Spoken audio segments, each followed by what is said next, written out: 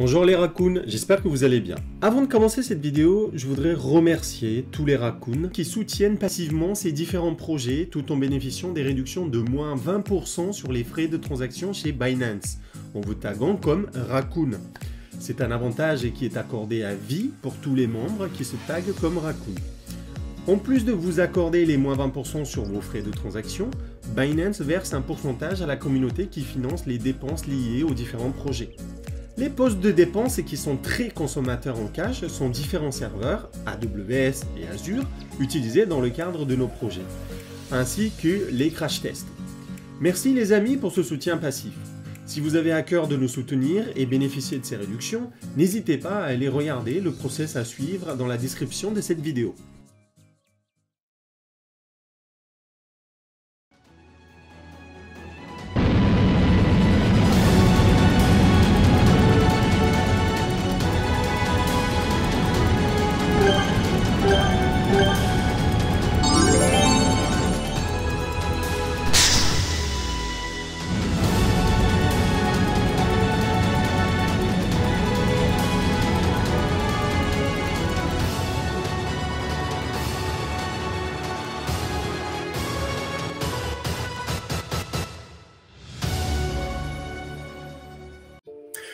Bon, là, ce que vous êtes en train de voir, là, en fait, c'est ce qui se passe en live. C'est le bot qui est en train de prendre des positions en live et qui est en train de gérer le risque en live. Donc, voilà.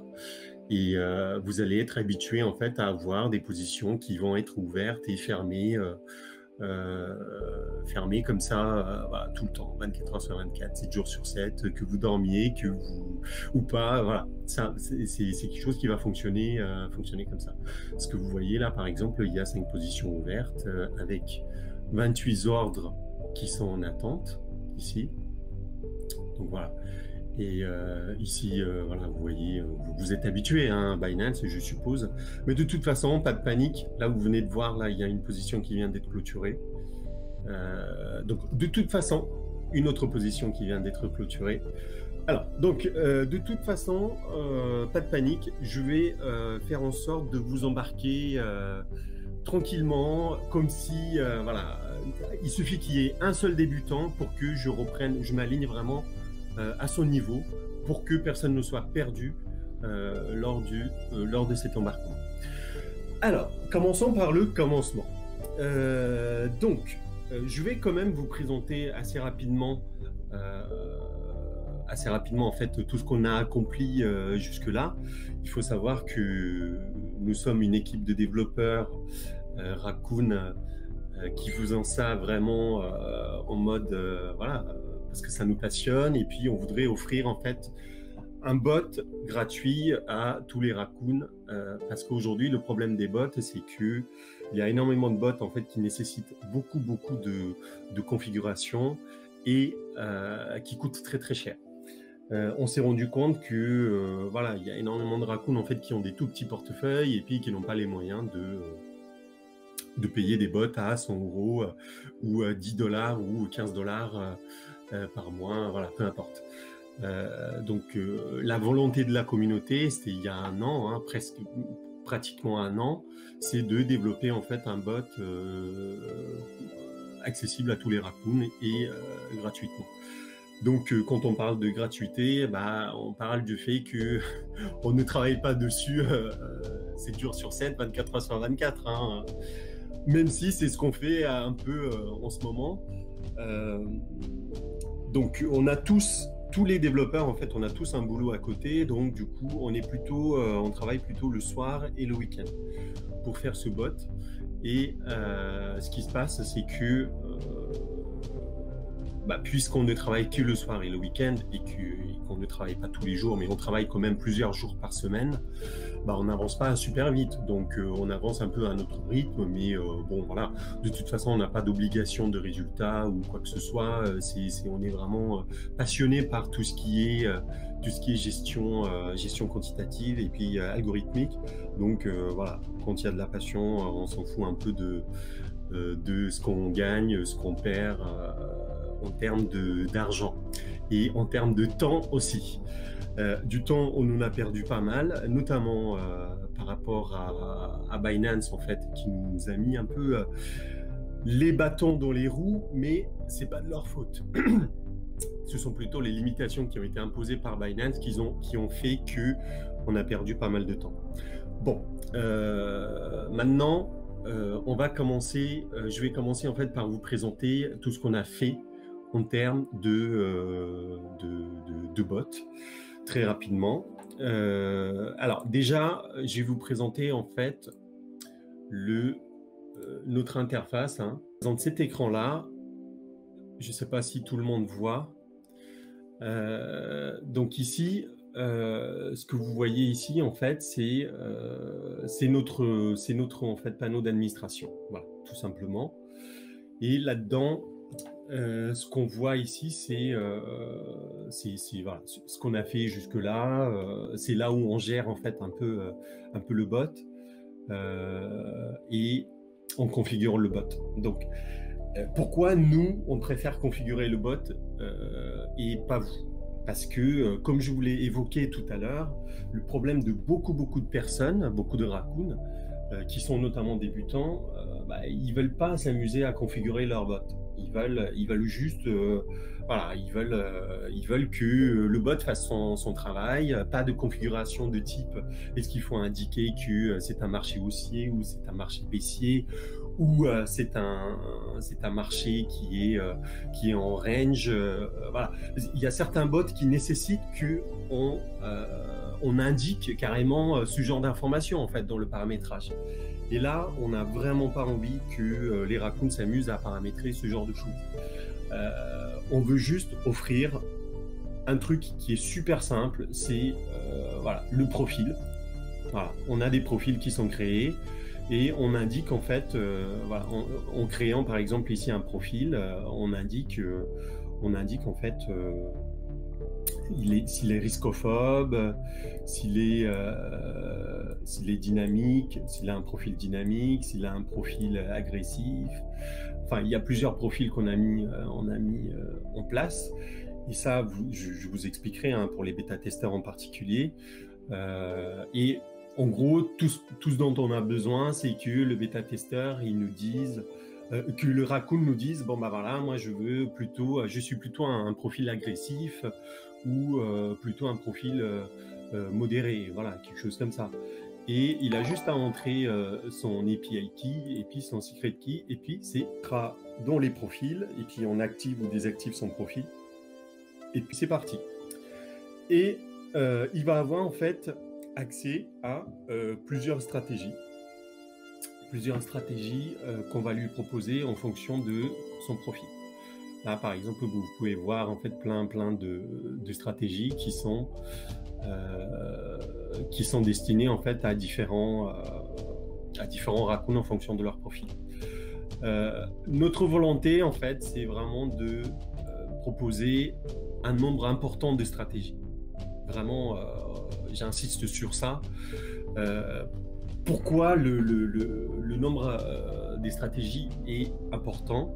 C'est simplement parce que en fait, on aimerait avoir vraiment des stratégies qui sont long only, des stratégies qui sont short only, des stratégies qui sont long et short. Donc, pourquoi je parle de long et short en même temps? Parce qu'en fait, il y a beaucoup de scénarios dans lesquels en fait on a une stratégie qui est longue, qui est en cours, mais le bot détecte une configuration baissière. Donc du coup, il faut qu'il soit capable de se mettre aussi en mode short pour couvrir en fait la position qui est long. Par exemple, je vous donne l'exemple tout simple, c'est vous avez acheté le Bitcoin à 10 000, le Bitcoin progresse à 30 000, il y a un signal de vente. En fait, le bot, il va pas forcément clôturer la position achetée à 10 000. Il va plutôt essayer de shorter à peu près l'équivalent d'exposition nominale de 30 000 pour protéger cette position long terme, par exemple. Donc, il va essayer de shorter et puis, imaginons, je sais pas, de nouveau, on a un nouveau signal haussier à 20 000, quand ça aura baissé de 30 000 à 20 000, il va enlever en fait la protection et puis il va laisser courir la position qui a été initiée à 10 000, l'achat à 10 000. Donc entre 30 000, la baisse de 30 000 à 20 000, il va être en fait, si vous voulez, il va pas avoir d'impact sur la position de départ parce qu'il va être couvert par un short sur 30 000. Donc on a des stratégies comme ça et on arrive en fait à un nombre important de stratégies, c'est-à-dire 2000 stratégies. On a environ 2000 stratégies qui vont être appliquées en fait à tous ces symboles. Donc là, vous voyez, hein, il y a pratiquement, voilà, il y a 86 paires qui vont être traitées. Donc là, vous pouvez voir qu'il y a évidemment BTC, mais aussi énormément d'altcoins. Donc voilà. Ok. Alors les questions. Les profits de la baisse peuvent être réinjectés. Oui, absolument. En fait, si vous voulez, les profits, en fait, tout ce qui est profit issu de couverture, de position, vont être réinjectés directement sur les marchés. On ne peut pas garder en fait les profits issus des couvertures sans que cet argent travaille. Alors, je vois une autre question. Plusieurs stratégies peuvent-elles être appliquées en même temps? Absolument. On peut très bien avoir en fait un long BTC et un short BTC. Alors, comment est-ce que c'est possible? Un long BTC, par exemple, une position long terme, il peut très bien être long BTC. Et il peut être amené à être gardé en fait pendant je sais pas, 3 mois. Voilà. Mais si entre-temps, il y a des positions, en fait, des signaux qui sont des signaux de vente et non pas des signaux de couverture, hein, comme je vous l'ai dit tout à l'heure, mais des purs signaux de vente, et ben là, le bot, il va shorter le marché. Mais ces signaux de vente, en fait, peuvent être simplement issus des oscillations de court terme de BTC. Par exemple, je sais pas, on achète le BTC, le bot achète le BTC et il garde un long sur 3 mois. Il a acheté à 20 000, on est à 40 000, et arrivé à un moment, il peut très bien se dire, ah bah tiens, sur le court terme, sur 2 heures par exemple, il va y avoir une petite baisse, je vais shorter. Donc là, il va shorter, il va prendre les bénéfices et puis il va réinjecter. Voilà. Donc pendant ce moment-là, pendant ce temps-là, en fait, vous pouvez très bien avoir une position long et puis plein de positions short qui peuvent être en cours. Donc absolument, il peut y avoir en fait l'application de plein de stratégies en même temps. Donc là, c'est tout pour côté administration, hein, chez nous. Je voulais quand même vous montrer un peu ce que c'est. Maintenant, on va passer en fait à d'autres outils qu'on a mis en place en fait pour vous pour suivre les portefeuilles. Alors ici, on voit, là vous voyez, là on n'a plus de position, on n'a plus aucune position actuellement et tac, qu'est-ce qui se passe ici? On regarde. Ah, il y a une position qui vient d'être prise. Donc, ce qui se passera ici, en fait, c'est assez simple. C'est que vous allez avoir ici, donc pour ceux qui ne connaissent pas en fait Binance, vous allez avoir les positions à suivre ici. Vous pouvez les suivre ici. Donc, est-ce que c'est short, long? Quel est le levier? Donc là, on est toujours en test. Je suis toujours en test de charge, donc on a des leviers qui sont importants. Mais d'un côté, en fait, le bot est fait justement pour gérer des leviers qui sont très importants. Il n'y a pas de problème à avoir des leviers qui sont importants en fonction des profils risques. Évidemment, on ne va pas mettre un levier 25 pour un compte, pour un profil, riscophobe. Après, vous avez les ordres ouverts qui sont ici, que vous pouvez suivre, donc tout ça. Donc il y a énormément d'ordres ouverts actuellement. Il y en a 53. Après, vous avez l'historique des ordres. Tac, vous pouvez suivre ce qui se passe. Donc là, vous voyez qu'il y a des ordres qui ont été annulés, d'autres ordres qui ont été exécutés. Voilà. Après, historique des échanges. Donc là, il y a, on voit en fait les plus-values, les moins-values. Voilà, vous pouvez voir ici. Hein. Il prend des plus-values 1,19, 0,33, 2,71, 2,16, mais de 1,43, 1,59, 0,55, 1,94, mais aussi il prend les pertes très rapidement. Il ne va pas attendre que on ait des pertes qui se creusent pour sortir. Donc, de toute façon, le bot, il est fait, toutes les positions sont systématiquement implémentées en fait avec des stop-loss. Et les stop-loss en fait sont remontés s'il y a une volatilité, le bot en fait il suit au maximum le stop-loss. Et il suit au maximum le trend sur le court terme avec des stop-loss qui se déplacent de plus en plus. Donc là, vous voyez, il n'a pas hésité à prendre des pertes là, 4 pertes de suite, mais ça reste quand même des pertes qui sont acceptables pour un compte. Donc voilà. Après, donc on a des historiques de transactions. Et puis voilà, toutes ces choses-là, vous connaissez. Ce qu'il faut voir en fait, c'est quand même le fait que on a en fait, par exemple, sur KNC, si on filtre, si on filtre en fait là le KNC, la position qui vient d'être ouverte, il y a forcément un stop loss. Vous voyez ici, il y a forcément un stop loss. 155 KNC. On regarde ici, c'est bien 155 KNC. Il y a aussi un take profit, mais c'est pas obligatoire. Le take profit, vous n'êtes pas obligé de le voir. Il peut décider de prendre des profits un peu quand il veut. Donc, il n'est pas obligé de le placer tout de suite dans le carnet. Et ça sera aussi le cas dans pas mal de stratégies. Les stop-loss ne seront pas visibles aussi non plus dans le carnet. Là, aujourd'hui, je vous ai mis en fait des stratégies avec des stop-loss visibles pour que vous puissiez voir. Mais en fait, pour ne pas être visible en fait dans le carnet d'ordre, on a des stratégies en fait qui ne vont pas envoyer le stop-loss dès l'ouverture de position. Et ils vont attendre, ces stratégies en fait vont attendre que le prix de stop soit proche pour placer au dernier moment le stop loss. Et pareil en fait pour le take profit. Quel est le levier max que le bot y prend? Le levier max en fait, ça dépend des profils. Ça ne dépend pas de comment dire, on va pas faire au cas par cas.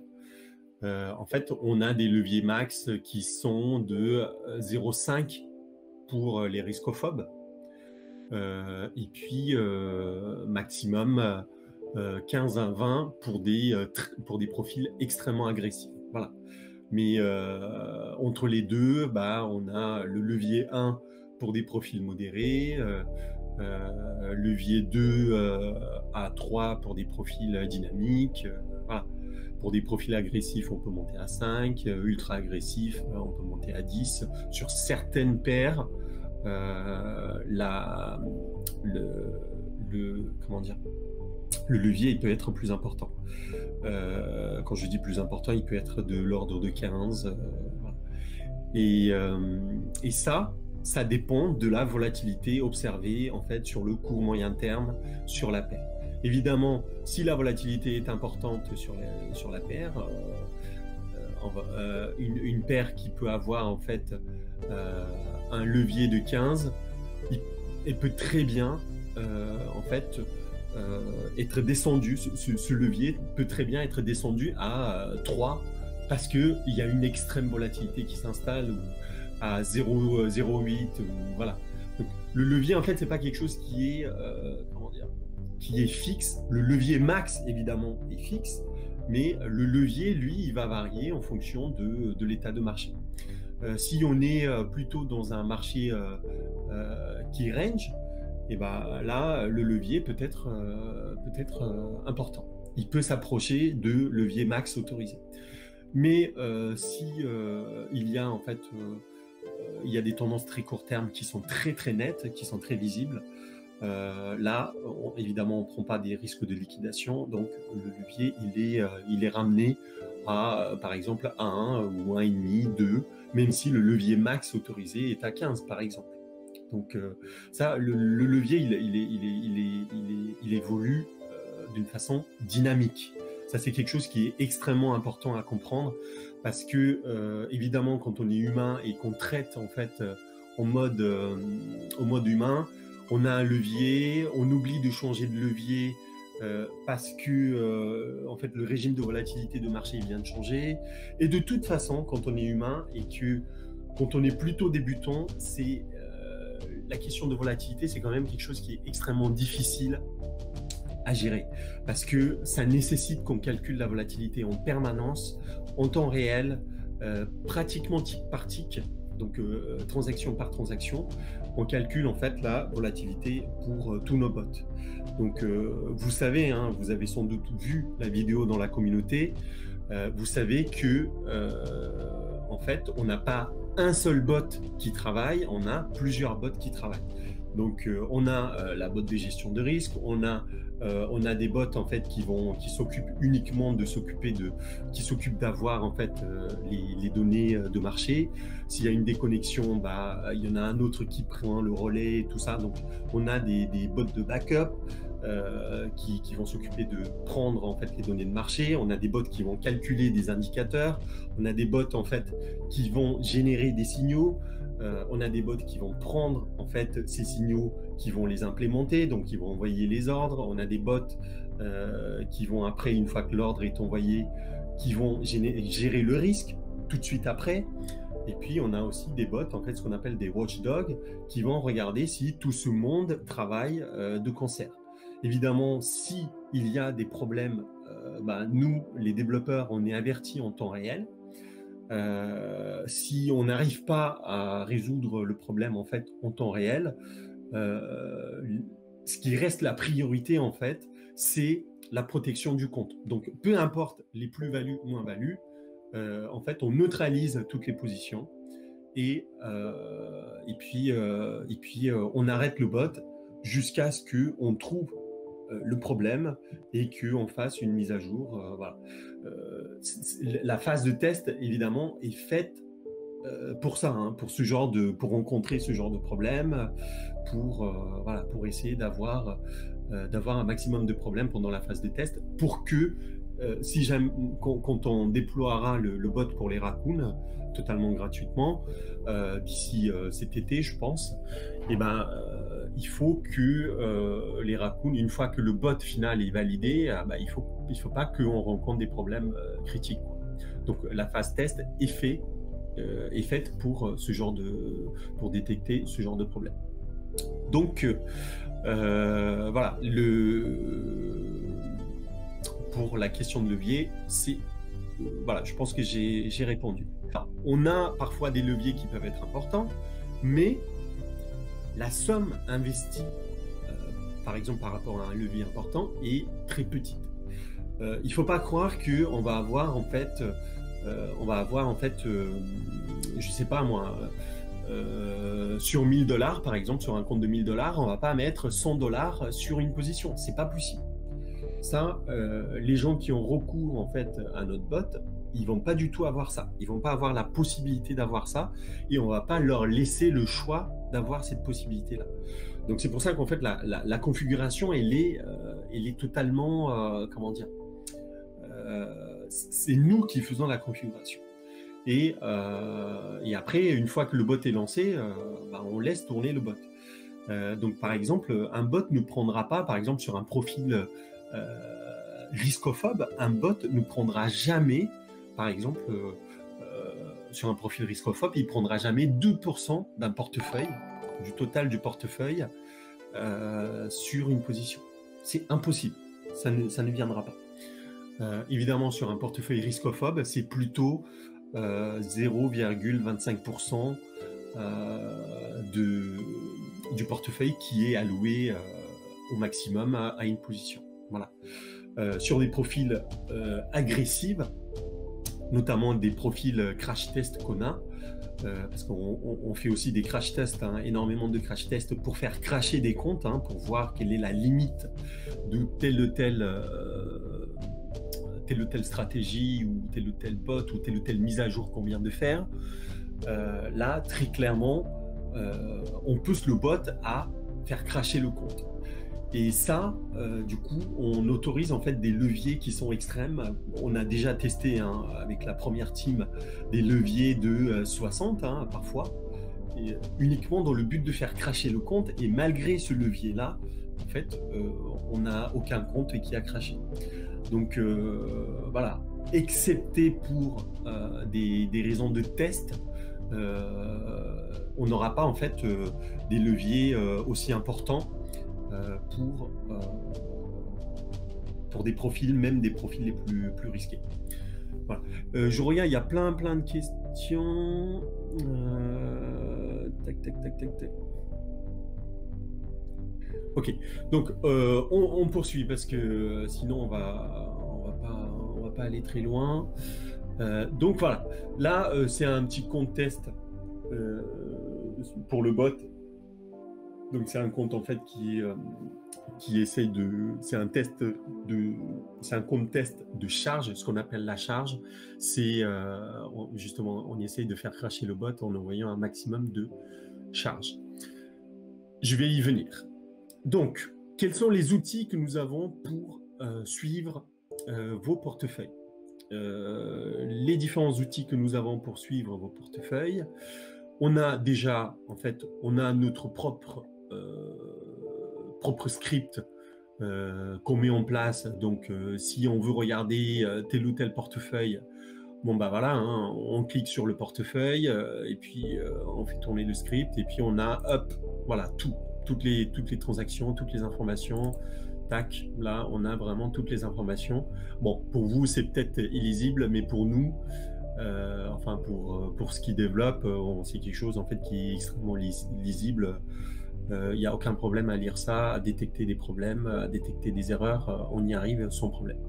Donc, par exemple, je sais pas, sur ce compte-là, je sais pas, sur Chiliz, voilà, on peut regarder s'il y a des problèmes, s'il y a eu un stop loss qui a manqué ou pas à un moment donné, s'il y a eu des liquidations. Donc voilà, ça c'est des choses que on a mis en place de notre côté. Et puis pour suivre en fait un peu ce qui se passe côté bot, on a aussi ça. On a par exemple voilà, les différentes positions, on clique ici, hop, il nous indique en fait où on a acheté, où on a vendu. Voilà. Là, par exemple, vous voyez ici, on a celle ici, donc on a shorté ici, on a racheté ici. On a toutes les informations, voilà, c'est ADA, à quel prix on est entré, à quel prix on est sorti, l'heure d'entrée, l'heure de sortie. Donc on a plein d'informations, donc ça, vous n'avez pas forcément besoin en fait d'avoir ce genre d'informations parce que ça, ce sont des informations qu'on a en fait pour nous, qui nous servent en fait à voir si les stratégies fonctionnent, voilà, des choses comme ça. Donc il y a ça, et puis je vais vous montrer aussi un autre truc très rapide. C'est regardez ici, en un mois. Donc là, évidemment, on était en phase de charge. Hein. Ce qu'on appelle la charge, c'est on envoie un maximum de charge chez le broker pour voir à partir de quel moment les bots tombent. Enfin, à partir de quel voilà, les bots tombent. Évidemment, les bots tombent, il y a des raisons. Je vais vous expliquer. Là, vous voyez que en pratiquement un mois et demi, on a eu presque 22 000 positions, 22 000 allers-retours. Ce ne sont pas en fait des tests de performance. Hein. J'insiste sur le fait que on n'a pas lancé ces tests pour tester la performance. On a lancé ces tests pour envoyer un maximum de charges chez Binance pour savoir où est le point de rupture. Donc là, ça fait pratiquement 450, 500 allers-retours dans la journée. Donc il faut, ça, bon, j'ai prévenu hein, l'équipe, la première équipe, que ça allait être quelque chose qui allait être extrêmement compliqué à suivre hein, en tant qu'humain, parce que voilà, 450-500 positions dans la journée, c'est compliqué. Alors, qu'est-ce qu'on a eu comme conclusion? Quels sont les problèmes qu'on a rencontrés par rapport à tout ce qu'on a fait lors de la première test? Donc là, je suis en train de passer en fait au compte rendu de la team 1. En fait, on s'est rendu compte que Binance nous a, nous interdit d'émettre un certain nombre d'ordres, au-delà d'un certain nombre d'ordres par seconde, par 10 secondes, par jour. Voilà. Ça, c'est quelque chose qui est tout à fait normal. Par exemple, chez Binance, en fait, on peut mettre 300 ordres toutes les 10 secondes, glissantes. Donc, 300 ordres, ça vous paraît en fait beaucoup, hein, toutes les 10 secondes, mais en fait, c'est pas beaucoup. C'est pas beaucoup parce que vous allez voir, en fait, avec le bot, quand il est lancé, il peut y avoir, en fait, en période de volatilité, il peut y avoir d'un coup, il peut ouvrir ou lancer, je sais pas, 150 ordres d'un coup. Évidemment, c'est compliqué pour vous de suivre ça, mais il va balancer en fait 150 ordres d'un coup sur un compte. Alors imaginez, je sais pas, 10 comptes, ça fait 1500 ordres. Voilà. 1500 ordres, du coup, Binance, en fait, nous dit non, c'est pas possible. Moi, je vous autorise que 300 ordres par adresse IP. Le problème aujourd'hui, en fait, parce que nous, on n'a qu'une seule adresse IP pour les bots. Pourquoi? Parce que voilà, c'est un projet en fait qui est gratuit, qui est financé en partie avec le code referral de la communauté, mais il faut savoir qu'en fait, on paye quand même plusieurs centaines d'euros par mois à Amazon pour qu'il nous héberge en fait tous ces bots. Non, malheureusement, enfin non, en fait, on a plein d'idées, mais moi, je suis par principe, je suis contre philosophiquement parlant, en fait, je suis contre ce gars-là, dans le sens où, pour nous, en fait, c'est un poison. C'est un cadeau empoisonné. Ce mec-là, en fait, je sais pas à quoi il joue, mais il est en train d'œuvrer petit à petit, en fait, à la destruction de notre petit écosystème, quoi. En gros, il est en train de dire, je suis capable de manipuler Bitcoin comme un shitcoin, voilà, il est capable de tout faire, donc voilà. Et malheureusement, l'ironie du sort, en fait, Bitcoin comme, je sais pas, tous les cryptos qui devaient être en fait un moyen anti-système, hein, anti-establishment qu'on a depuis toujours, notamment avec les banques, en fait, finalement, tout ça dépend d'un ou deux hommes, quelques hommes, et ça, c'est vraiment dramatique pour nous. Et moi, franchement, je ne veux pas participer à l'exploitation de ces données-là. Après, ça reste une question philosophique. Évidemment, on peut gagner beaucoup d'argent, mais moi, je suis contre. Je suis viscéralement contre ça, contre la manipulation de marché en général. Donc, voilà. Mais je suis d'accord, on peut se faire de l'argent en exploitant en fait l'étude d'Elon Musk. Mais je préfère passer à côté. Alors, est-ce que vous stockez nos clés d'API Binance? Et si oui, est-ce bien crypté? En gros, est-ce que l'on pourrait avoir un hack qui nous siphonne nos comptes? Merci beaucoup pour ce que vous faites. Alors, GG, je vais expliquer rapidement en fait ce qui se passe. C'est que quand vous générez en fait vous désactivez tout ce qui est retrait, tout ce qui est transfert universel, tout ça. Nous, ce qu'on veut comme autorisation, c'est uniquement la lecture et contrat à terme. Voilà, c'est tout. Rien d'autre. Donc, maintenant, nous, on stocke ça d'une façon totalement cryptée, mais évidemment, euh, il faut rester humble, hein, on peut se faire pirater, c'est quelque chose qui peut arriver. C'est la raison pour laquelle on demande à ce qu'il n'y ait pas d'autorisation de retrait dans vos clés API. Quand vous allez générer vos clés API, vous ne donnez surtout pas des autorisations de retrait ou des choses comme ça. Il faut faire vraiment très très attention. De toute façon, à chaque fois qu'on embarque quelqu'un, on fait attention. Moi, je vérifie personnellement à ce que ça soit le cas. Donc, le pire qui peut nous arriver, c'est que quelqu'un s'empare de nos clés API et il s'amuse à jouer avec nos clés API pour passer des ordres. Mais ça, c'est quelque chose en fait qu'on détecte très très rapidement, instantanément en fait, à partir du moment où il y a des ordres en fait qui ne viennent pas du bot. Il faut savoir qu'en fait, tout le temps, en permanence, il y a ce qu'on appelle la réconciliation de position, c'est-à-dire le bot, il y a un bot de réconciliation de position. Il va comparer en fait les positions envoyées par le bot et les positions qui sont chez Binance. S'il y a une différence, il va s'arrêter.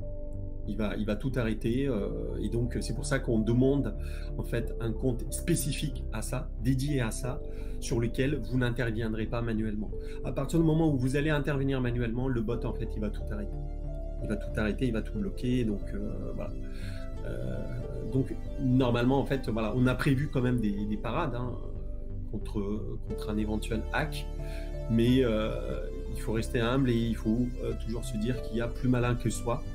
Là, très clairement, on a fait à peu près le maximum qu'on a pu côté sécurité, notamment côté cryptage, tout ça. Ce que j'aimerais en fait aussi vous dire, c'est que en fait, on a demandé à des personnes d'attaquer en fait nos serveurs pour voir si ça tient. Pour l'instant, tout tient. Il y a eu plein de gens, enfin plusieurs personnes qui ont essayé d'attaquer nos serveurs. Pour l'instant, ça tient bien. Pourtant, on leur a communiqué en fait l'adresse IP explicitement. C'est quand même des personnes de confiance. On leur a communiqué notre adresse IP du bot explicitement et puis bon, ça, pour l'instant, ils n'ont pas réussi à craquer quoi que ce soit. Et puis voilà, la Tima confirme, on n'a pas eu de vol d'argent. Ok. Je confirme aussi, hein, j'ai fait partie des testeurs, j'ai pas eu de problème.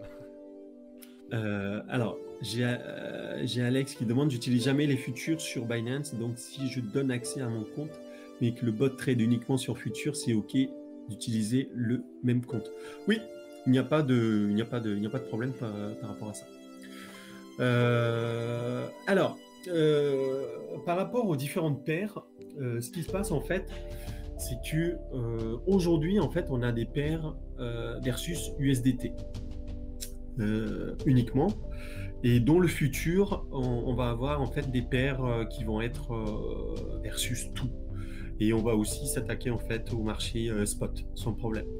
Mais pour l'instant, n'oubliez pas que en fait notre équipe c'est une équipe de passionnés et puis on bosse que le soir et le week-end hein. Donc malheureusement on n'a pas le temps de s'attaquer à tout ça d'une façon comment dire, d'une façon à temps plein en fait, voilà. Et si on avait du temps plein dessus, c'est clair que ça serait autre chose. Mais là, très clairement, on n'est pas à temps plein dessus. Donc malheureusement, voilà, on avance petit à petit. Et ce que j'aimerais en fait vous dire, c'est que c'est quelque chose qui peut arriver très rapidement. Voilà. On pourra développer ça assez rapidement. Ah oui. Le bilan de ça, on n'a pas fini le bilan en fait avec Binance, donc on a vu que il y a eu en fait nos bots en fait ont été rejetés par Binance plusieurs fois, et donc on était dans l'impossibilité en fait d'avoir la gestion des risques continuellement. Donc Binance, en fait, à partir du moment où on dépasse les limites, c'est-à-dire 300 ordres toutes les 10 secondes ou plus de 2400 requêtes à la seconde, Binance nous bannit de ses clients, en fait, si vous voulez. Et donc, du coup, on se retrouve, en fait, banni. Donc, les bots sont coincés. Ils ne peuvent pas faire de la gestion de risque d'une façon continue. Il faut savoir que la gestion des risques des bots, c'est quelque chose qui est plutôt élaboré et qui nécessite, en fait, des données des marchés en temps réel. Et malheureusement, quand il y a des bans comme ça de Binance, du coup, la gestion de risque n'est pas faite.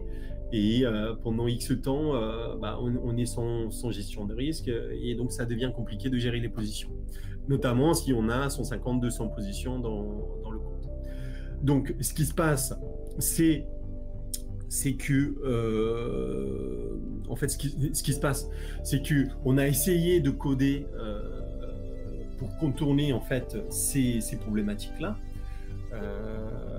On a essayé de coder, en fait, le bot pour contourner ces limitations, que ça soit chez Binance, que ça soit chez FTX ou ailleurs. Hein. Il faut savoir que voilà, si on valide le bot cet été, ça sera disponible un peu partout, sur un peu toutes les plateformes. Il faut savoir que la meilleure plateforme aujourd'hui qui nous donne en fait un maximum de possibilités, c'est quand même Binance, hein, il ne faut pas l'oublier. Et ce qui se passe, c'est que même Binance, on est très vite limité par Binance, même par Binance. Donc, on a essayé de coder en fait le bot pour de faire des mises à jour en fait pour qu'on puisse avoir à subir qu'on n'ait pas à subir en fait ces limitations de Binance. Évidemment, on a avancé en fait sur on a fait beaucoup de progrès par rapport à ça, mais il faut toujours savoir qu'il y a des limitations. Donc c'est pour ça que, au lieu de vous implémenter en fait 2000 stratégies dans votre compte en permanence, on est parti en fait sur 200 stratégies. Et même ça, c'est trop. Et donc, vous allez voir, on va couper un peu dans les stratégies de couverture pour réduire un peu le nombre de stratégies. Donc, on va avoir en fait, on va laisser prendre un peu plus de risques au bot, par contre, et on va laisser, pour commencer, on va laisser en fait une quinzaine, une vingtaine de stratégies par contre. Là, ça tient son problème. Et puis, de toute façon, pour que les gens ils puissent embarquer, il faut avoir en fait des stratégies qui sont des stratégies qu'on peut suivre facilement. Donc, le nombre de stratégies va être réduit au début pour les bêta-testeurs et plus vous allez être habitué avec le suivi et tout ça, plus on va augmenter progressivement le nombre de stratégies. Donc, il ne faut pas se dire que vous allez avoir en fait le bot final tout de suite. Vous allez avoir en fait le bot petit à petit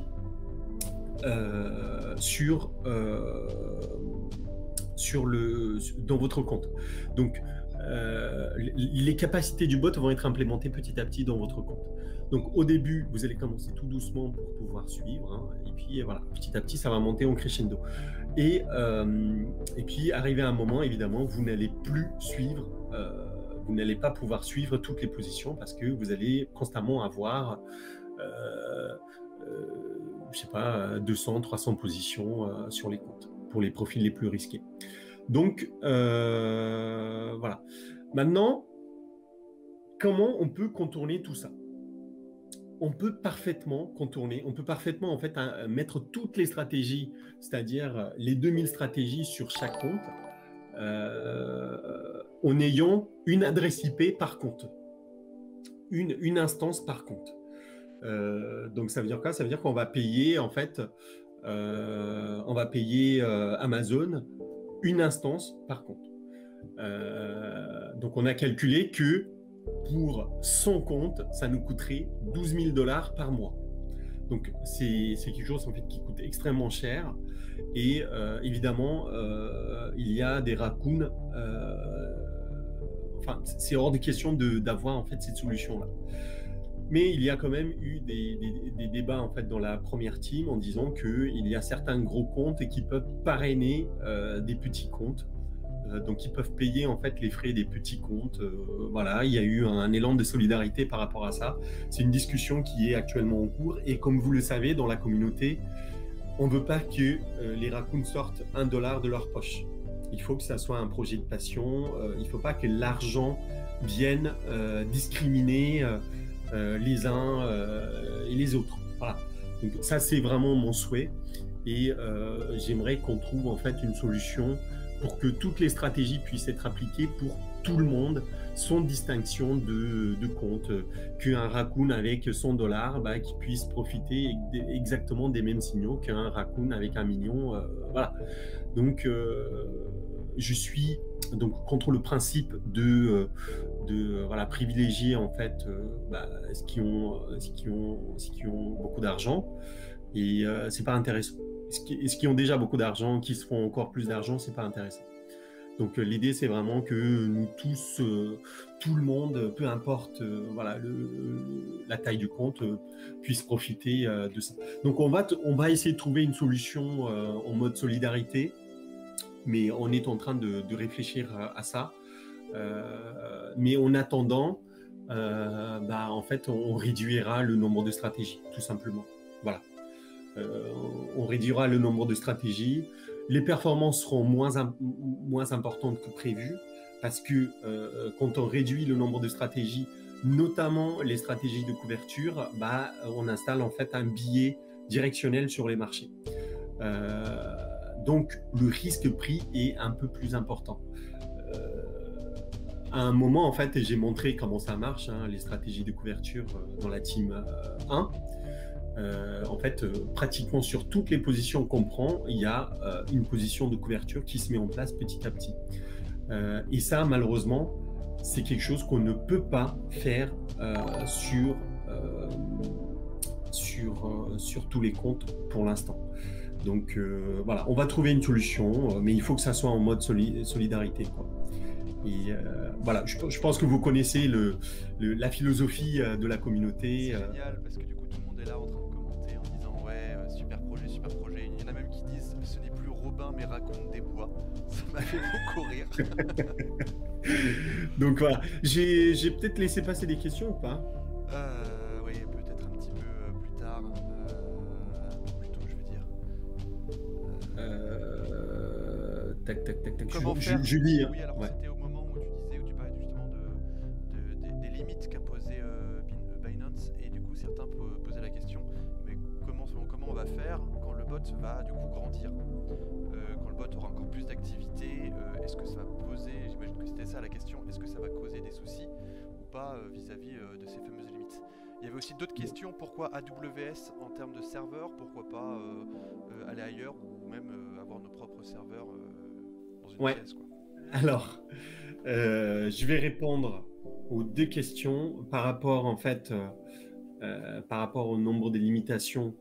En fait, on va pas réduire le nombre de comptes, mais on va réduire le nombre de stratégies. Donc, vous allez avoir des positions qui sont plus ou moins... le nombre de positions sera plus ou moins important. Plus on aura de comptes, moins on aura de positions sur les comptes. Mais on trouvera une solution. D'abord, il faut valider le bot. On valide le bot en fait pour cet été. On valide ou pas, parce que si moi j'estime que en fait, si la team développeur estime que en fait finalement le coût est trop important pour mettre les stratégies en place qui offrent une performance décente, je validerai pas le bot. Parce que voilà, on doit pas en fait. L'idée c'est quand même que tout le monde gagne de l'argent d'une façon régulière, pas en mode voilà, on fait un coup et puis on passe à autre chose. Non, le bot il est fait pour durer dans le temps et pour être constant. Et pour ça, on a besoin quand même d'un minimum de stratégie. Et quand j'ai dit un minimum de stratégie, notamment des stratégies de couverture. Donc, on va réduire le nombre de stratégies. On va voir ce que ça donne. Par exemple, les tests de performance vont être faits, vont servir aussi à ça. les tests de performance, vous allez voir, je ne vais pas demander de mettre 1000 dollars ou quoi que ce soit. On va commencer très très petit au début. On ne va pas mettre plus de 100 dollars au début parce qu'on va installer en fait un biais directionnel lors de ces tests en réduisant un maximum les stratégies de couverture pour voir en fait si le bot délivre des performances à peu près correctes. Donc, on va se débrouiller. Ne vous inquiétez pas, on va se débrouiller avec ce qu'on a, avec les moyens du bord, comme on a toujours fait. Et je pense qu'il n'y a pas de raison qu'on n'y arrive pas. Voilà. Moi, je reste très... voilà. J'ai beaucoup je reste très positif par rapport à ça. Et puis, je pense que la communauté est derrière et peut comprendre que voilà, on puisse gagner petit à petit et non pas tout d'un coup, quoi. Enfin, c'est vrai que si on mettait toutes les stratégies d'un coup, les 2000, je pense qu'on peut générer des performances qui sont sympas. Mais ça, j'ai déjà testé hein, sur un compte. On est passé de 1000 dollars à pratiquement 7000 dollars. Mais c'est, je veux dire, il faut avoir une instance dédiée par contre. Donc ça, pour l'instant, ça ne sera pas d'actualité. Je réponds aussi, je réponds aussi à la deuxième question. Oui, excuse-moi. Non, vas-y. Ouais, je réponds aussi à la deuxième question qui a été posée. C'est pourquoi AWS? AWS, en fait, il faut savoir qu'en fait, on a des données qui sont gérées tic par tic, notamment pour la gestion des risques. On a des données en fait qui sont gérées tic par tic et malheureusement, on a besoin de comment dire, d'un temps de latence qui est extrêmement court. Et quand je dis extrêmement court, en fait, nous, entre la réception des données de marché, l'analyse de ces données, génération de signal, on voit des ordres chez Binance, on réceptionne les retours pour savoir si les ordres ont été bien exécutés, on met en place les stop loss, les take profit, enfin tout ce qui est gestion de risque. Tout ça, on aimerait que ça prenne au maximum 150 millisecondes. Donc, 150 millisecondes, ça vous paraît peu, mais en fait, c'est beaucoup. Nous, en fait, on aimerait faire vraiment encore plus. Alors, c'est là où intervient en fait l'histoire d'AWS. En fait, on a fait des tests avec plusieurs serveurs. Et évidemment, AWS nous permet de voir que finalement, ce qui se passe, c'est que finalement, en fait, on a en fait un temps de latence qui est extrêmement court. On suppose que Binance a les mêmes serveurs quelque part en Asie, sur à peu près. Voilà. On se demande si c'est pas AWS. Soit les mêmes serveurs, ou soit juste AWS est tout simplement plus performant aussi. Hein, c'est pas impossible. Ouais. Moi, je sais pas. Je sais pas comment ça marche. En tout cas, selon nos tests, voilà, on est très très satisfait par AWS. L'idée, en fait, c'est quand même que on ait un temps de latence qui est extrêmement court. Notamment quand il y a de la volatilité, quand il y a énormément de volatilité, en fait, qui est en cours. Ah, voilà, vous voyez. Quand il y a énormément de volatilité en fait qui est en cours, les données tic par tic doivent arriver très très rapidement. Si on a par exemple un prix qui coïncide en fait avec un stop loss qui arrive en fait avec 1 seconde de retard, c'est énorme, c'est juste pas possible en fait pour nous, parce que en plus de ça, il faut qu'on ajoute, plus on a les données en retard, plus en fait on risque de subir ce qu'on appelle le slippage. Et ça, on veut pas du tout faire ça, on veut pas du tout avoir à subir ça, parce qu'en fait il faut savoir que il y a des comptes qui peuvent être des gros comptes qui vont être aussi gérés par par RaccoonBot si on autorise un RaccoonBot. Quand je dis des gros comptes, en fait, c'est des comptes qui vont faire plusieurs centaines de milliers de dollars. Et donc, il faut aussi savoir qu'on a un truc sympa pour les raccoons, c'est les gros comptes passent après, pour une question de philosophie et de justesse. Donc les petits comptes vont être exécutés en premier et puis les gros comptes en dernier. Donc on a des priorisations des comptes en fonction de la taille. Pourquoi? Parce que quand les gros comptes vont arriver et qu'ils vont installer une espèce de slippage, ça va profiter aux petits comptes. Donc ça sera déjà de gagner pour les petits comptes. Donc voilà, pour la question AWS, c'est ça. Et ça coûte extrêmement cher. C'est dommage, mais bon, malheureusement, pour nous, voilà. D'ailleurs, il y a une question par rapport à ça, d'ailleurs. Alors, je ne sais pas si tu voudrais y répondre maintenant ou si tu voudrais peut-être y répondre à un autre moment. Quelqu'un demande et si, par exemple, certains raccoons se réunissent par groupe de 5 ou 10 pour payer un serveur mensuellement. Ça serait un coût très faible et un nombre d'ordres quand même conséquent. Voilà. Oui.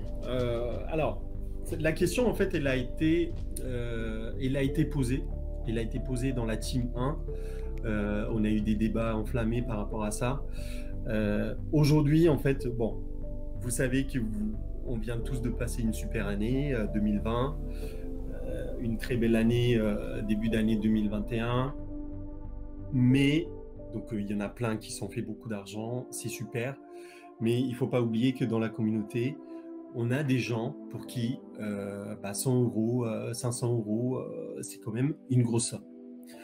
Mais c'est des gens qui sont passionnés, qui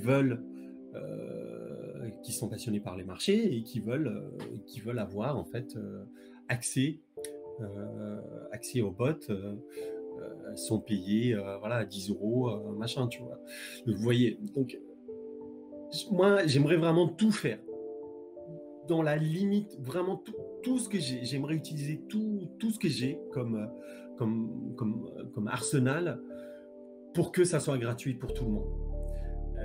L'idée d'avoir quelque chose de payant, ça, je sais pas, moi j'ai toujours dit, il faut que ça soit gratuit, il faut que ça soit fait par la communauté, pour la communauté. Donc, utilisons vraiment tous les moyens que nous avons pour essayer d'avoir ce produit sans que personne sorte quoi que ce soit de son argent. Après, de quoi que ce soit de sa poche. Après, vous savez qu'il y a un lien referral qui est le lien de Binance, qui arrive à en partie financer en fait les différents serveurs actuellement. Peut-être que demain, on pourrait se dire que voilà, on peut peut-être généraliser ça un peu plus. Mais bon, il faut savoir que ça, c'est pas une solution viable parce que ça ramène pas l'argent nécessaire en fait pour les serveurs, très clairement. Aujourd'hui, en fait, des développeurs sortent de l'argent de leur poche. Parce que bon, c'est une histoire de passion, on ne compte pas quand on est passionné. Mais vraiment, j'essaye de faire en sorte que ça soit même 10 euros. 10 euros, en fait, ça peut être quelque chose de significatif pour quelques raccoons. Et j'aimerais pas qu'il y ait une ségrégation par rapport à ça. Donc, je veux vraiment pas que ça soit fait comme ça. Après, évidemment, vous allez me dire, oui, mais on peut pas avoir le beurre, l'argent du beurre et puis le reste. Mais voilà, c'est un projet communautaire. Donc faisons en sorte que voilà, la seule dépense que j'aimerais en fait, c'est une dépense en termes de temps, pas d'argent. En termes de temps, si chacun peut faire un peu en fait pour la communauté, parfait. Que ça soit en modérant, que ça soit en codant, que ça soit voilà, des choses comme ça. Mais pour l'instant, l'argent, voilà. Pour l'instant, je veux pas. D'ailleurs, il y a une question, quelqu'un demandait s'il y avait encore des besoins dans la team Raccoon Dev. Pardon ? S'il y avait encore des besoins de développeurs dans la team Raccoon Dev. Alors en fait, pour être honnête avec vous, on a des développeurs en fait qui sont en liste d'attente pour intégrer certaines équipes. Il faut savoir qu'en fait, Dans notre équipe, on a des développeurs en fait de software, d'applications, on a des développeurs de jeux vidéo, on a des développeurs de bots, enfin on a plein de développeurs et puis actuellement en fait on a des développeurs qui sont en liste d'attente pour intégrer les équipes parce que je considère qu'on est suffisamment staffé, mais évidemment s'il y a des gens qui sont intéressés pour rejoindre la team, n'hésitez pas. Il y en a plein qui nous disent il faut vendre des mugs ou vendre des t-shirts à prix libre pour financer le bot. Je pense que ça va rejoindre un peu ce que tu as dit. Pourquoi pas dans l'idée, mais je suis pas sûr que ça puisse suffire en fait. Voilà. Et puis comme c'est davantage un sujet de passionné, voilà.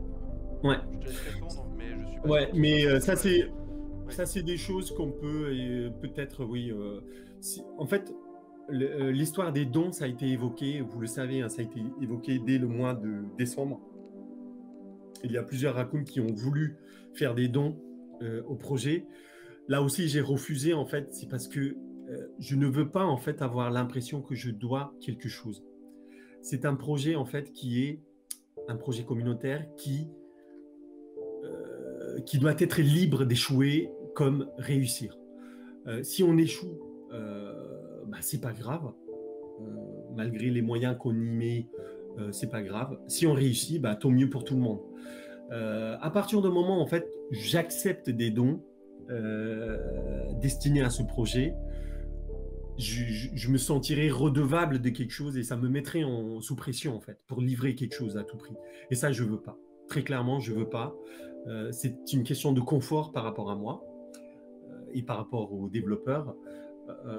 On ne veut pas, en fait, pour l'instant, ce genre de... On ne veut pas les dons.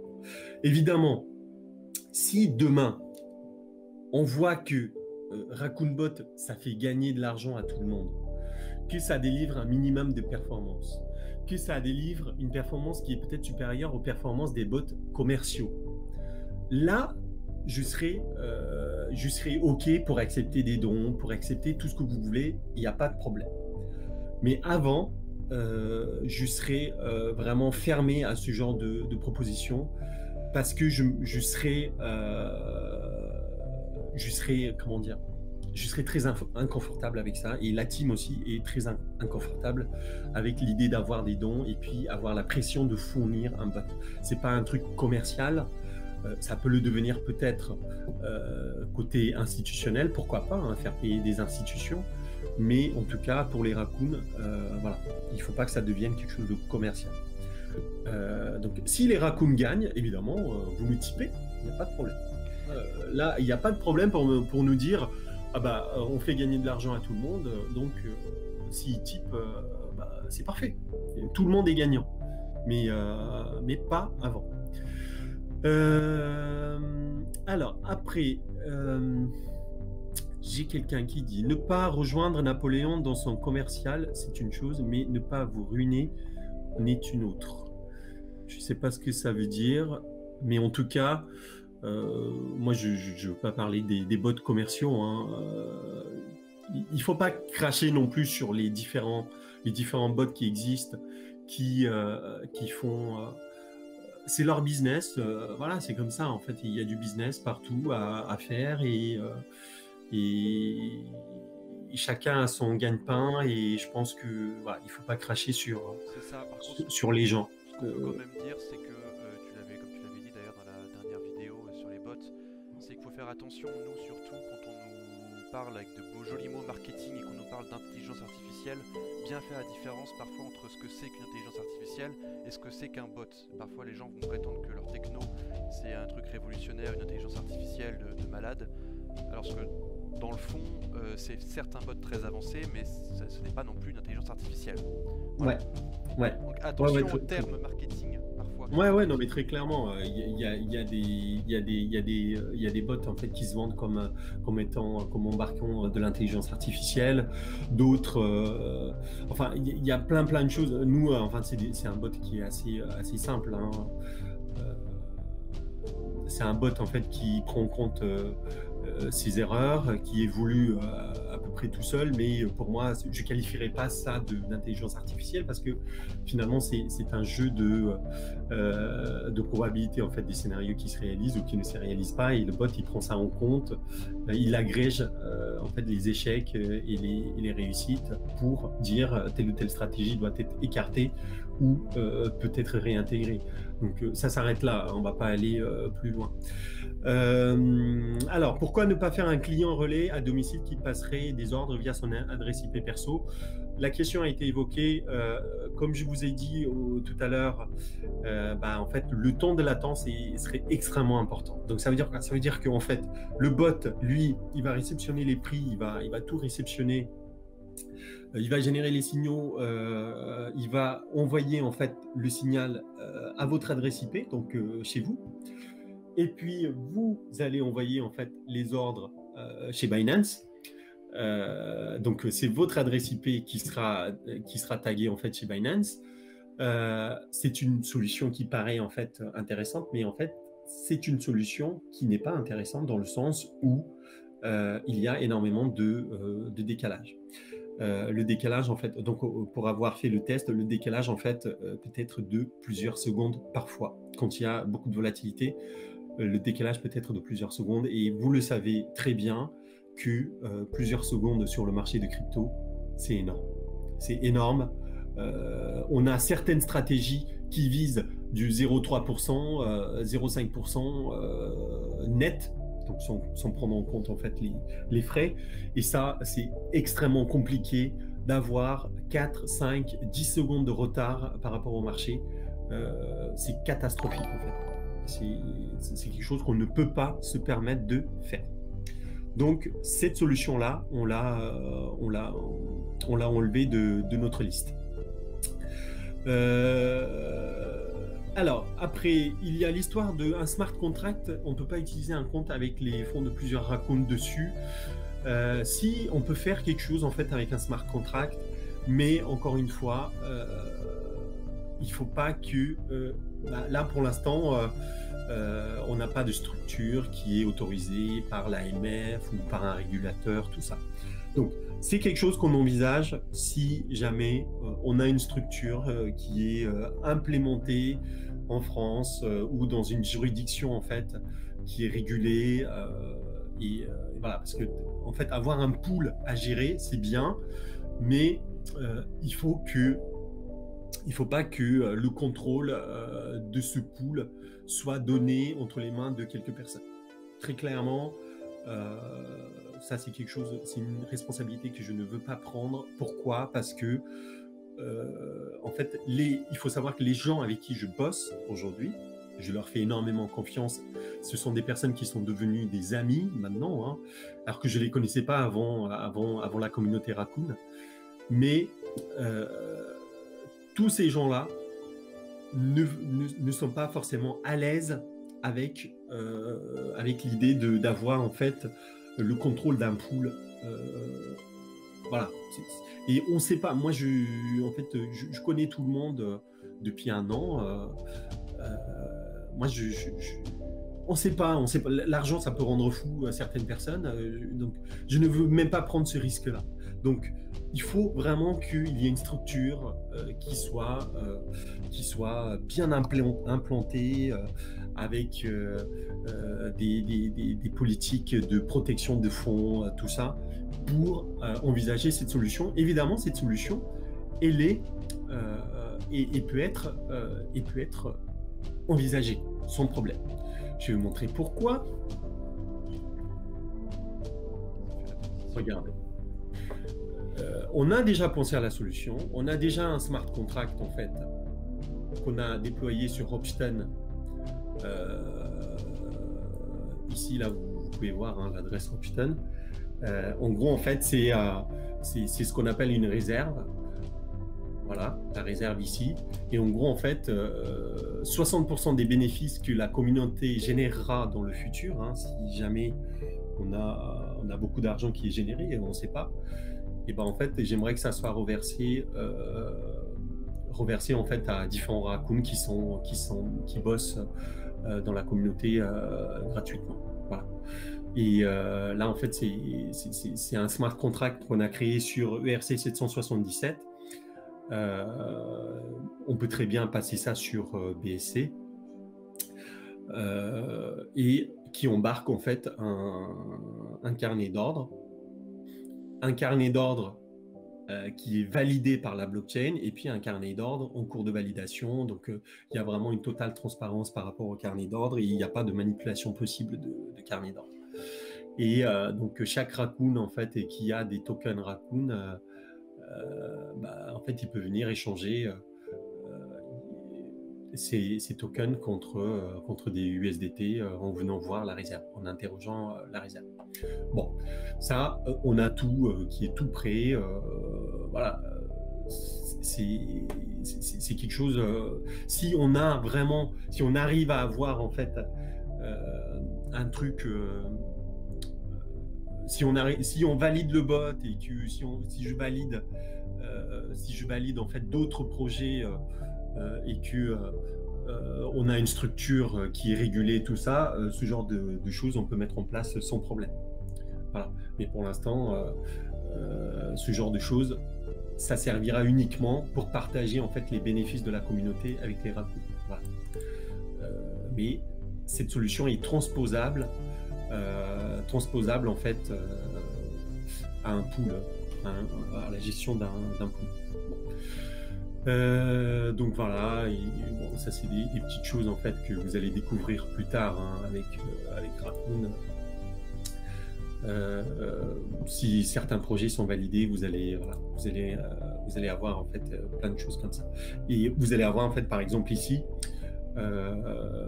pour accéder en fait au bot de Raccoon, vous avez simplement en fait à signer une phrase avec la blockchain pour vous identifier. Vous n'avez même plus besoin d'un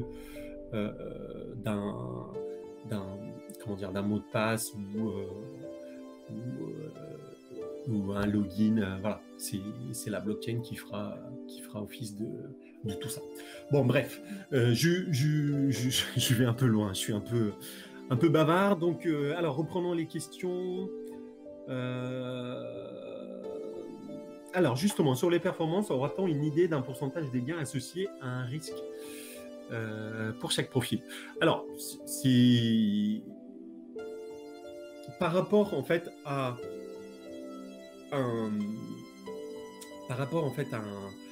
un bot complet que j'aimerais déployer, que je peux tester sur un compte par instance, on peut espérer 0,1%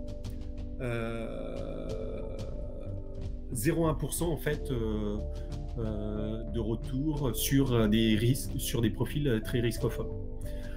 0,1, 0,15 par jour. Sur des profils très agressifs, on peut espérer faire du 0,5, 1%, 1,5% voilà, par jour. Et ça, il faut savoir qu'il faut qu'il y ait toutes les stratégies qui se mettent en route en même temps. Ça, malheureusement, pour l'instant, à moins d'avoir une instance par compte, c'est pas possible. Donc, c'est pour ça que les bêta-testeurs, donc là, ce qu'on va avoir en fait comme run, ce sont des runs de performance, mais des performances en fait avec des stratégies plus ou moins réduites, en intégrant des contraintes. Donc sur un compte, on va mettre telle ou telle contrainte, sur un autre compte, on va mettre telle ou telle contrainte, sur un autre compte, on va réduire drastiquement le nombre de stratégies. Donc vraiment, là, cette phase de performance va servir en fait à enlever en fait, à valider certaines contraintes qu'on peut embarquer avec le bot et à enlever, supprimer d'autres contraintes qui font que ça pénalise la performance. Donc là, cette phase de test de performance va servir à ça, puisqu'on ne peut pas implémenter toutes les stratégies d'un coup. Mais si on arrive à implémenter toutes les stratégies, on peut espérer, pour des profils très risqués, entre 0,5 et 1,5, voire beaucoup plus certains jours, sur des profils risqués, et 0,1%, 0,15% par jour pour des profils modérés. Donc, pour des profils riscophobes. Donc maintenant, on va savoir en fait assez rapidement, hein, sur un échantillon de plusieurs dizaines de comptes, on va savoir en fait lors de ces tests ce qu'on va pouvoir fournir à peu près par jour comme performance en moyenne. Voilà.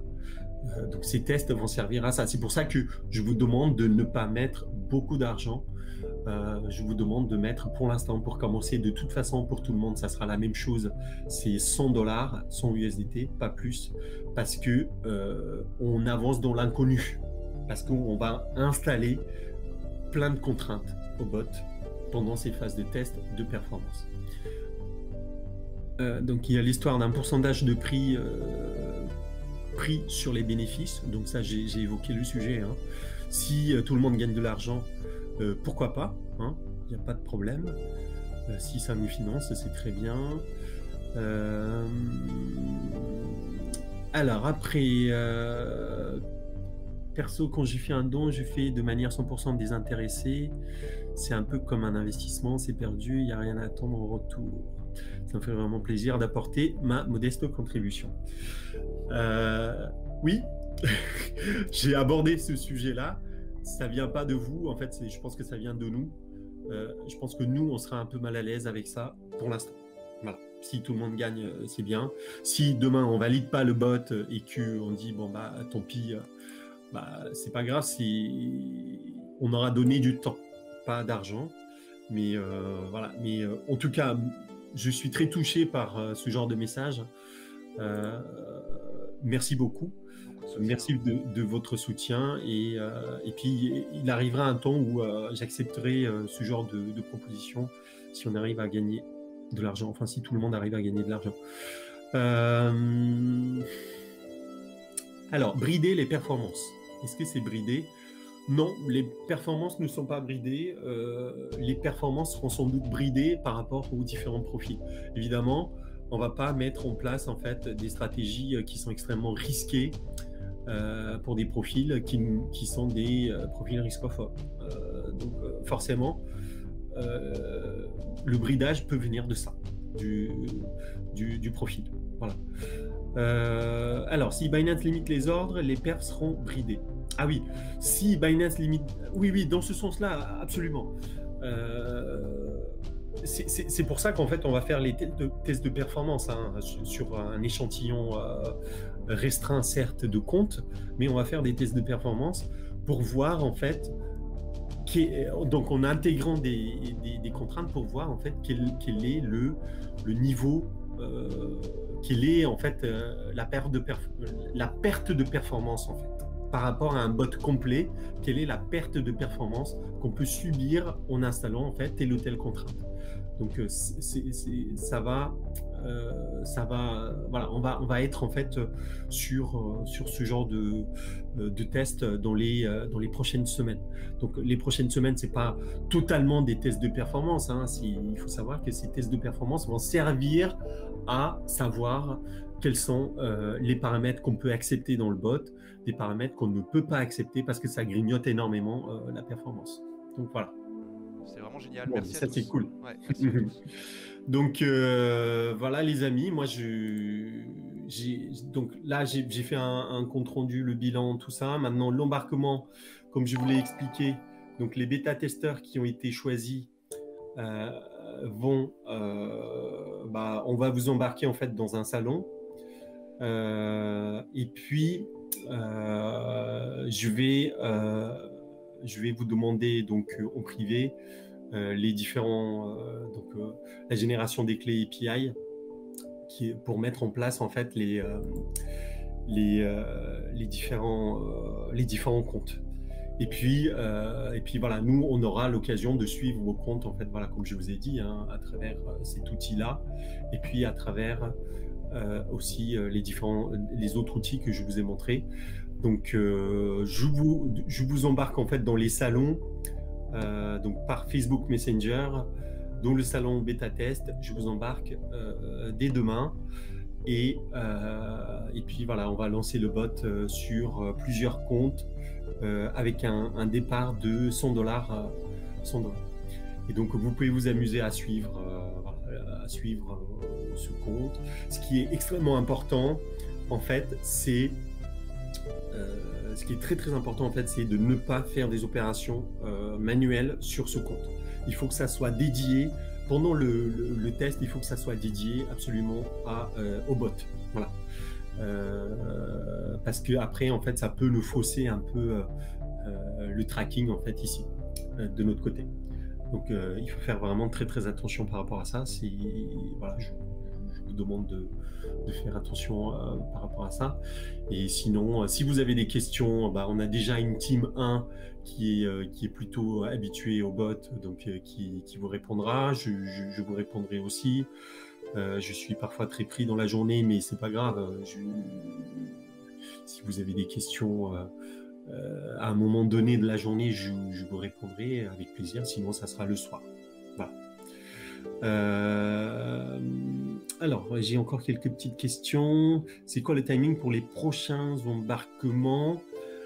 Alors, tout dépendra de ce qu'on a comme résultat pendant ces runs de test de performance. Si on voit qu'en fait, on doit faire encore quelques mises à jour du bot, on va faire ça.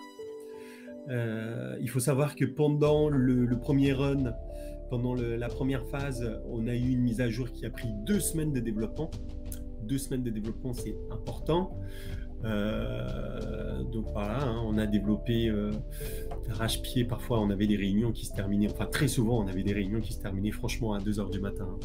Je sais pas comment l'équipe tient le coup, mais j'ai vu plein de fois le bot a été déployé vers 2 h 30 du matin. Bon, après, je pense que c'est la passion qui nous maintient, c'est l'adrénaline aussi. Mais donc il faut savoir que voilà, si on rencontre en fait des problèmes, voilà, on prendra le temps de développer ça, hein, développer une mise à jour pour essayer de contrer au maximum le problème. Par exemple, le problème de limitation de Binance, évidemment, on n'a pas réglé le problème aujourd'hui. On a simplement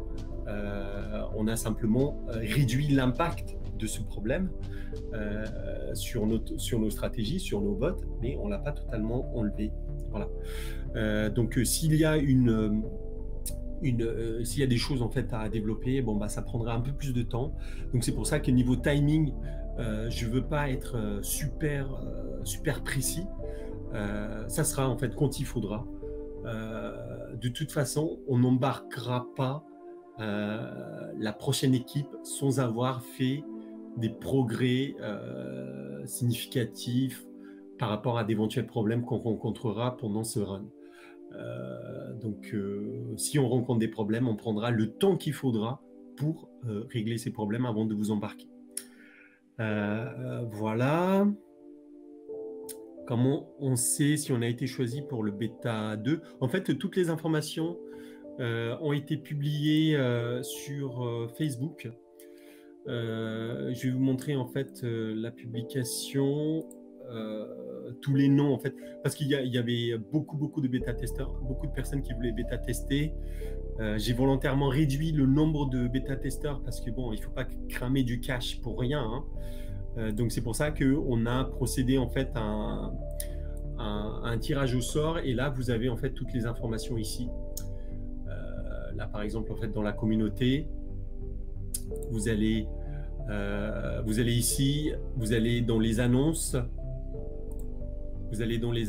et puis vous cliquez sur voir tout, et vous avez ici, dans cette publication de 29 mars, vous avez tous les gens qui ont été tirés au sort pour participer, voilà, au bêta-test. Évidemment, vous voyez que le 19 avril 2021, c'est là où on devait embarquer la deuxième équipe. Et on a eu énormément de développement à faire, donc on a eu beaucoup de retard, presque un mois de retard, là. Voilà, 19 avril, 19 mai, un mois de retard. Donc voilà, et du coup 3 mai évidemment vous êtes déjà en retard, et 17 mai aussi vous êtes déjà en retard. Donc on vous embarquera vraiment tranquillement pour les prochains tests. Vous inquiétez pas, on compte pas s'arrêter comme ça. Et puis alors pour ceux qui veulent en fait savoir un peu les différents sujets de la communauté, notamment en fait les sujets de projet Raccoon. Vous allez dans sujet, j'en profite pour le dire, vous allez dans sujet et puis vous cliquez sur projet Raccoon et là vous avez tout, vous pouvez tout suivre en fait côté projet Raccoon, voilà, tout ce qui se passe chez les Raccoons, côté projet. Voilà. Vous savez qu'il y a aussi une application qui est en préparation. Donc voilà. Je regarde rapidement les dernières questions. Si, moi je trouve. Bah ouais, c'est sympa. C'est vraiment sympa. Donc si vous n'avez pas de questions, je vous dis merci. Encore une fois, merci de tout votre soutien, vraiment du fond du cœur, parce que il y a beaucoup de raccoons qui bossent sur différents trucs, sur différents sujets et d'une façon totalement désintéressée. Et ça, je trouve ça vraiment top. Alors que voilà, dans la team, on a des développeurs en fait qui facturent la prestation à 1 500 € par jour à certaines banques et ils font tout ça gratuitement et ça, je trouve ça vraiment génial et je citerai pas de nom, mais vraiment merci pour tout ce que vous faites. Merci la team développement et puis la team modération, vraiment tous les différents teams. Merci beaucoup, merci de votre soutien et merci pour vos petits messages gentils qui nous encouragent à aller encore plus loin.